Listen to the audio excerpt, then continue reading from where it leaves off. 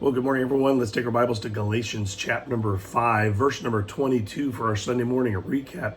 But let me begin by saying Sunday was incredible. In fact, the month of October has been really amazing for the Journey Baptist Church. We've enjoyed incredible studies and worship times in the morning, and then we've come back in the evenings and enjoyed 4 different really good guest speakers. Not necessarily guests, good friends of the journey come in and in one message pour their hearts out before us, giving us God's word, something to encourage us by. And so I want to encourage you, if you get a chance, go to our website, follow the links either to YouTube or Facebook so you can watch those Sunday night services. And maybe even want to catch up with us in our Walking in the Spirit series as we begin to look at the fruit of the Spirit compared to the works that pour out when lust is our primary objective. And those works of the flesh are very obvious. They're very different. We won't spend any time talking about the works of the flesh because I want to spend the time talking about the fruit of the Spirit. And like I said in our morning service yesterday, the fruit of the Spirit is kind of like tent stakes. And each one of them is important, but we need the first one to set the position of our spiritual tent, so to speak. And so that first one is love. In fact, let me read it to you. Verse number 22, chapter number 5 of Galatians. It says, but the fruit of the Spirit is love. And I believe that this one word has the power to rule all of our passions. Think about this. We have all kinds of different things that our flesh, our physical bodies, our minds want to dwell on, want to consume, want to be fulfilled by.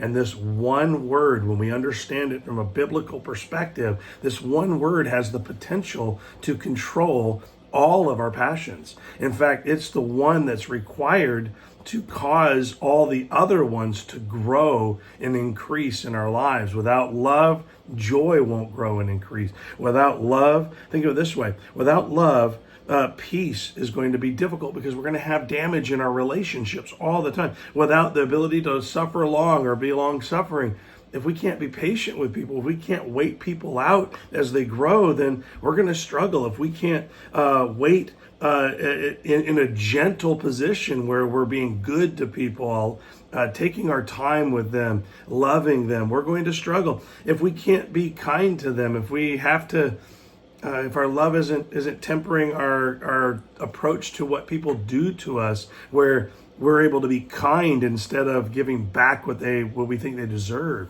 We just need to have this love be planted in the spiritual garden first, because if we don't, then that one thing is going to be missing that causes all the other ones to grow. And so listen, this word love means to truly consider others. It's a compassionate, it's a love that helps people be encouraged. Think about this.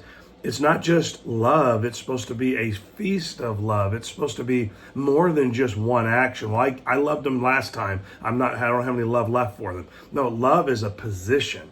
It's something that it guides our disposition. It's something that guides all of our responses. And so we would have a feast or a continual process of being loving. And so the works of the flesh don't have that. They are very self-centered.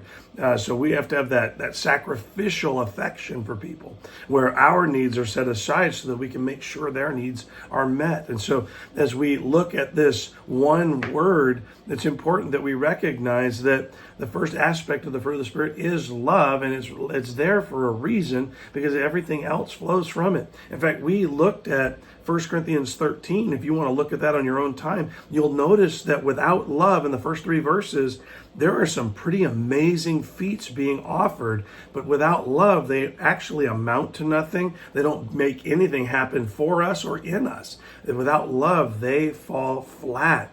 I think about our amazing speeches and insights are just noise. Our deep knowledge of God's word and incredible faith really amounts to nothing. Our acts of personal charity and sacrifice, again, nothing. And then 1 Corinthians 13 goes into just a demonstration or a word picture of all the different facets of love that need to be present for love to be authentic, for love to be the kind that God is trying to encourage and generate and grow in us. And so the first fruit of the Spirit, or the first aspect of the fruit of the Spirit, is love. So let love be your guide today. Hope that helps. Enjoy a great start to your week.